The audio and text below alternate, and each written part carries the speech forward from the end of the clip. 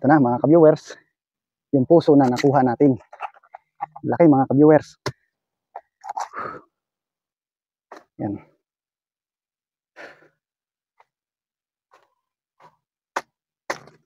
Tapos puti pa yung suot natin. Talagang tamang-tama ito mga ka-viewers. Sigurado madadagtaan. Yun. Atin pong babaltan mga ka-viewers. Nakikita ninyo naman dyan sa aking video mga ka-viewers. Yan. Ito po. Ito po ay masarap sa sa tulingan, lalo na kung binataan. At kung walang-wala naman po mga ka-viewers, masarap din po ito sa sa sardinas. Yun po ay isda din mga ka-viewers. Ang kakaiba lamang ay nasa lata. Pero po kung walang-wala talaga po, pwedeng-pwede po yun. Pwede nga po ang walang lahok nito mga ka-viewers. Basta meron lang kayong sibuyas, bawang, pwedeng-pwede po mga ka-viewers. Ayan po mga ka-viewers. Kaya po natin ito kinuha. Ito po ipang ulam natin ngayong hapon.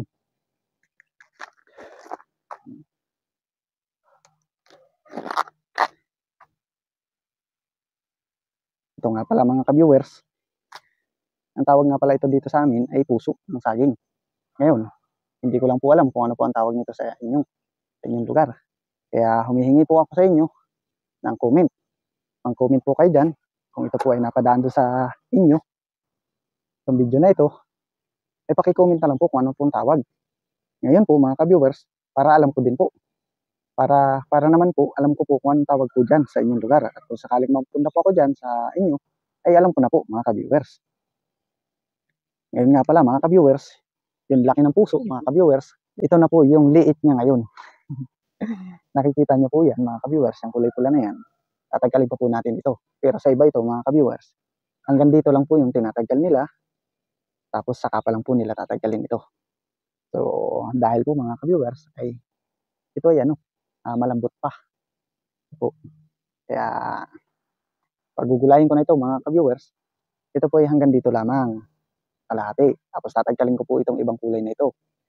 Tapos kaya ko po ito tatanggalin mga ka-viewers, dahil matigas na po ito. Hindi na po ito pipiling gulayin.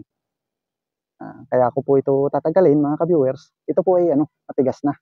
Kaya itatapon ko na po ito. Ang kinukuha lang po dito ay yung malambot.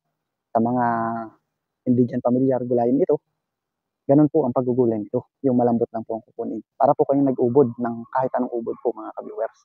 Pero dahil tayo ay biyasa, doon po ito sa lugar namin, hindi na po ako masasala sa paggugulay nito. Dahil bata pa lang po ako, ay nakakapagulay na po ako ng ganito. Yan nga pala, shout out nga pala dyan sa sa mga viewers ko. Mga silent viewers, sa mga OFW po, mga ka-viewers. Lalong-lalo na sa lalong-lalo na kay Idol Roldan, lalong-lalo na sa asawa niya. Yun, shout out nga pala dyan sa aking asawa. Yun. Shout out din po dyan. Ayun, kay da Sherbin, shout out din. Sherdan, yun, shout out. Ngayon lang kita na i-shout out ulit.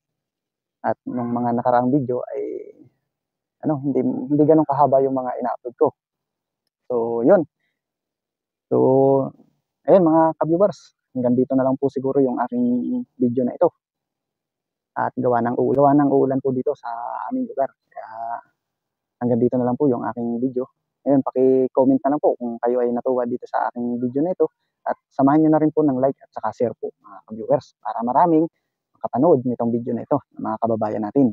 Yun nga pala mga ka-viewers, yun, huwag nyo pong kakalimutan din i-subscribe ako sa aking YouTube channel. At ito pong video na ito ay i-upload ko rin po sa aking YouTube.